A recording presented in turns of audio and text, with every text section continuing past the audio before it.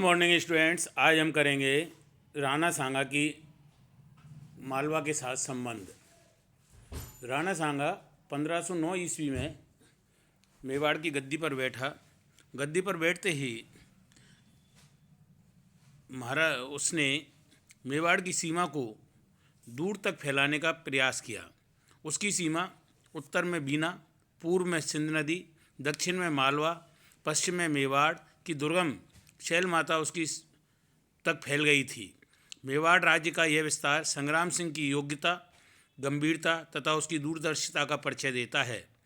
उसकी साम्राज्यवादी नीति का उद्देश्य विभिन्न राज्यों को जीतकर अपने राज्य में मिलाना ही नहीं था, अपितु अन्य राज्यों को अपने साथ मिलाकर चलना भी था।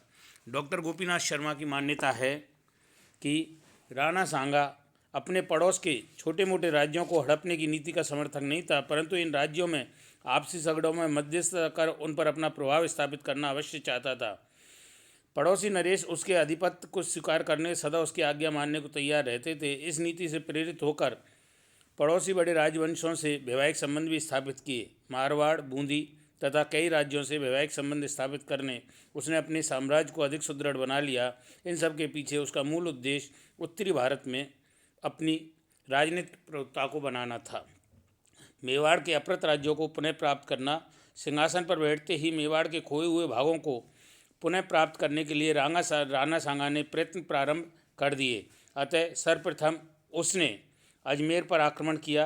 राजस्थान के केंद्र में स्थित होने के कारण अजमेर प्रारंभ से ही मुस्लिम शासकों के अधीन रहा था, परंतु सैयदों ने शासन काल में अजमेर मुसलमानों के प्रभाव से निकल गया था। राठौड़ नरेश रनमल ने इसे जीतकर मेवाड़ के राणा को लौटा दिया, परंतु अजमेर के मुसलमानों ने मालवा के शासक महमूद खिलजी की सहायता से अजमेर को मेवाड़ के प्रभाव से मुक्त करा दिया था।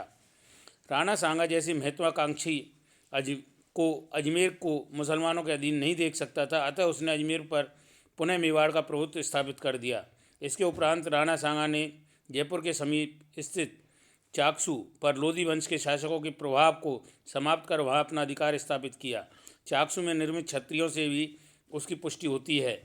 अहमद यादगार ने लिखा है कि सांगा ने दिल्ली सुल्तान से चाकसू छीन लिया था और वहां आबाद सैयद परिवारों पर भीषण अत्याचार किए। सांगा की इस कार्रवाई से स्पष्ट है कि पूर्वी राजस्थान पर सिकंदर लोधी का नियंत्रण शिथिल पड़ गया था।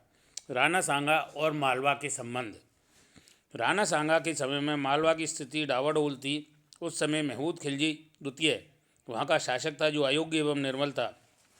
उसके अपने सामंतों से संबंध अच्छे नहीं थे। इस कारण सामंतों ने उसे गद्दी से हटाकर उसके छोटे भाई साहब खां को मालवा की गद्दी पर बैठाया। उस समय मालवा में मेदिनी राय बड़ा शक्तिशाली राजपूत सरदार था। महमूद द्वितीय की उसकी सहायता से साहब खां को गद्दी से उतार कर पुनः सुल्तान बन गया और उसने मेदिनी राय को अपना प्रधानमंत्री नियुक्त किया। मेदिनी राय के प्रधानमंत्री बनने से मुस्लिम और अमीर सुल्तान नाराज हो गए, क्योंकि वे मुस्लिम राज्य में एक हिंदू के बढ़ते प्रभाव को सहन नहीं कर सकते थे। अतः उन्होंने दिल्ली के सुल्तान सिकंदर लोधी तथा गुजरात के सुल्तान मुजफ्फर से निवेदन किया कि वे मालवा को एक काफिर के हाथों से मुक्त कराने में उसकी मदद करें।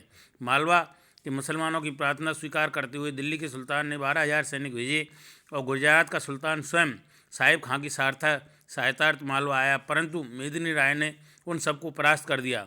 इस वजह से महमूद द्वितीय ने अपने राज्य को स्थिर कर लिया। मुसलमानों ने शने शने सुल्तान महमूद को भी मेदिनी राय का विरोध बना दिया। इसी बीच गुजरात व दिल्ली के संयुक्त सेनाओं ने मेदिनी राय के विरुद्ध प्रस्थान किया। मेदिनी राय ने भागकर राणा सांगा का आश्रय लिया तथा उनसे सहायता की याचना की, परंतु मेवाड़ आने से पूर्व अपने पुत्र नत्थू को मांडू की सुरक्षा के लिए छोड़ आया था और उससे कह आया था कि वह किसी भी समय किसी प्रकार 1 मास तक शत्रु का मुकाबला करता रहे, ताकि इस अंतराल में मेवाड़ की सेना लेकर आ सके। परंतु गुजरात के सुल्तान ने मांडू पर अधिकार कर लिया। नत्थू को सपरिवार मौत के घाट उतार दिया गया। महमूद द्वितीय मालवा का सुल्तान बना, अतः मेदिनी राय का मालवा में कोई स्थान नहीं था। मुस्लिम सेनाओं ने मालवा में महमूद की स्थिति सुदृढ़ कर दी। ऐसी स्थिति में सांगा ने मेदिनी राय को स्वयं का सरदार बना लिया। गागरौन व चंदेरी के इलाके उससे जागीर में दिए ताकि मेदिनी राय मालवा के विरुद्ध उसका सहायक बना रहे। संघर्ष मालवा और मेवाड़ में संघर्ष के कारण एक तो पहली चीज़ आती है उनकी परंपरागत शत्रुता। 1401 में मालवा एक स्वतंत्र राज्य के रूप में उदित हुआ था, तब से वह मेवाड़ का शत्रु बना हुआ था। महमूद खिलजी प्रथम का पुत्र महमूद द्वितीय अपने पिता को मेवाड़ के हार हुई पराजय को नहीं भूला था, अतः वह सदैव उससे पराजय का बदला लेने के लिए सोचता रहता था। दूसरा, मालवा तथा मेवाड़ के शासकों में धार्मिक कट्टरता। यह एक बहुत बड़ा कारण है कि मालवा के मुस्लिम सुल्तान धार्मिक दृष्टि से कट्टर, अनुदार, असहिष्णु थे। वे केवल अपने राज्य में ही नहीं वरन पड़ोसी हिंदू राज्यों पर भी धार्मिक अत्याचार करते थे। उधर राणा सांगा अपने आप को हिंदू धर्म तथा संस्कृति का रक्षक मानता था। मालवा के सुल्तानों की धर्मांधता ने दोनों को एक दूसरे का प्रतिद्वंदी बना दिया था। तीसरा, साम्राज्यवादी भावना दोनों शक्तियों की शत्रुता का एक प्रमुख कारण था। मालवा के सुल्तान महमूद प्रथम द्वितीय बड़े महत्वाकांक्षी सुल्तान थे। वे उत्तर में अपनी शक्ति का प्रसार करने के लिए मेवाड़ की सीमावर्ती राज्यों को अपने राज्य में मिलाना चाहते थे। अतः पूरी बूंदी, मांडलगढ़, जहाजपुर आदि क्षेत्रों पर अधिकार करने के लिए उसने अनेक बार आक्रमण किए, किंतु वह सब असफल रहे। राणा सांगा की अत्यधिक महत्वाकांक्षा तथा पराक्रमिता मालवा के लिए एक प्रकार से मुसीबत थी। वह मेवाड़ की सीमाओं का विस्तार कर एक विशाल हिंदू राज्य की स्थापना करना चाहता था। अतः दो साम्राज्यवादी शक्तियों का एक दूसरे के साथ रहना कठिन था। अतः दोनों ऐसे अवसर की तलाश में रहते थे जब एक दूसरे की दुर्बलता का लाभ उठाकर अपने साम्राज्य का विस्तार कर सके। मेदिनी राय का राणा सांगा की शरण में आना।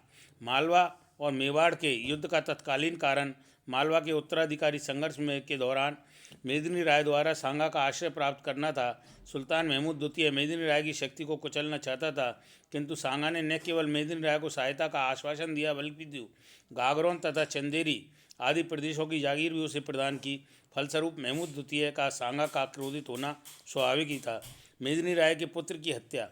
मेदिनी राय के पुत्र नत्थू का मारा जाना भी मेवाड़ द्वारा मालवा पर आक्रमण करने का एक कारण बन गया। श्यामल दास के अनुसार जब महमूद द्वितीय ने गुजरात की सहायता लेकर मांडू दुर्ग को घेर लिया तब मेदिनी राय अपने पुत्र नत्थू को मांडू की सुरक्षा के लिए छोड़ आया था। तब नत्थू ने महमूद को आत्मसमर्पण का आश्वासन दिया तथा उसके 1 महीने का समय मांगा, परंतु 20 दिन बाद ही अचानक महमूद ने मांडू पर आक्रमण कर दिया और नत्थू के परिवार के अन्य सदस्यों सहित मौत के घाट उतार दिया गया तथा राणा इस हत्याकांड का बदला लेने के लिए बेसब्र था।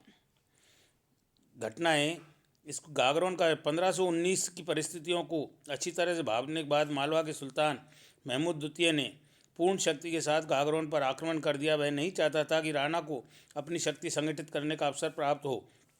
महमूद के अभियान की जानकारी प्राप्त होते ही सांगा ने मेदिनी राय की रक्षार्थ सेना भेजी। इस युद्ध में मुसलमानों की पराजय हुई। इस संदर्भ में फरिश्ता लिखता है, सुल्तान ने अपने सेना नायकों की सलाह के विरुद्ध तत्काल राजा राणा की सेना पर आक्रमण किया था। उधर निजामुद्दीन ने लिखा है कि राणा सांगा ने मालवा की सेना को देखते ही उस पर तत्काल धावा बोल दिया। भयंकर युद्ध हुआ। मालवा के 32 सिपह सलार और गुजरात की संपूर्ण सेना उसके सेनापति आसफ खां सहित युद्ध में मारे गए। स्वयं महमूद भी घायल हो गया। वह बंदी बनाकर चित्तौड़ ले जाया गया। सांगा ने उसके साथ उदारता का व्यवहार किया। घायल सुल्तान का इलाज करने के बाद सांगा ने उस सम्मानपूर्वक मालवा भेज दिया। सुल्तान ने मेवाड़ के साथ अच्छे संबंध रखने की प्रतिज्ञा की तथा अपने एक शहजादे को जमानत के तौर पर राणा सांगा की सेवा में चित्तौड़ छोड़ा। साथ ही राणा को रत्न जड़ित मुकुट तथा सोने की कमर पेटी प्रदान की।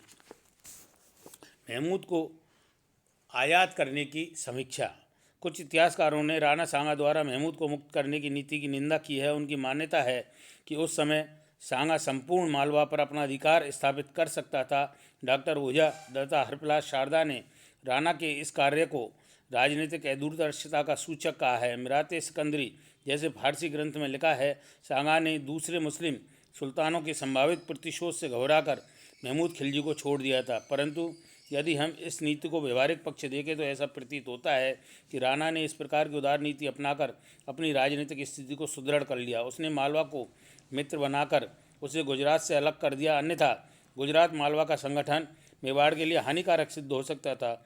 निजामुद्दीन अहमद ने अपनी पुस्तक दबकाते अकबरी में राणा द्वारा सुल्तान के साथ किए गए उदार व्यवहार की बहुत प्रशंसा की है। डॉक्टर गोपीनाथ शर्मा का विचार है कि सांगा का यह कार्य बुद्धिमत्ता का घोतक था। राणा के इस तथ्य से अवगत था कि मेवाड़ से दूरस्थ मांडू पर अधिकार नहीं रख सकेगा, अतः उसने अपनी उदारता की नीति दर्शाकर महमूद द्वितीय को अपना मित्र बनाने का प्रयास किया। कम से कम मालवा के सुल्तान पर अपना प्रभाव स्थापित करके उसने गुजरात के सुल्तान को निर्बल कर दिया था। इस मैत्री संबंध से गुजरात मालवा के गुट की संभावना कम हो गई थी। मेदिनी राय को अपना आश्रित बनाकर उसने एक सशक्त संरक्षक को मेवाड़ की सीमा पर नियुक्त कर दिया। सांगा की यह नीति कुंभा द्वारा अपनाई गई नीति की परंपरा के अनुरूप थी। इस नीति का औचित्य हमें भी दिखाई देता है। भविष्य में मालवा के सुल्तानों द्वारा मेवाड़ पर आक्रमण करने का साहस नहीं किया गया। वे राणा सांगा के राजनीतिक प्रभाव को मान्यता देते रहे, परंतु दोनों ही हृदय से मधुर संबंध नहीं रहे और सुल्तान अधिक समय तक राणा के प्रति कृतज्ञ न रह सका। नमस्कार।